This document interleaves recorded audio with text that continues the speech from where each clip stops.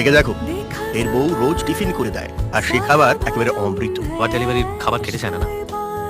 কি জানো নাম ওই সেন্টারটার? জানি না, ওই হয় না ওই খাবার ডেলিভারি করে অফিসে অফিসে, মালিকের নাম বাবলু, আমার বস।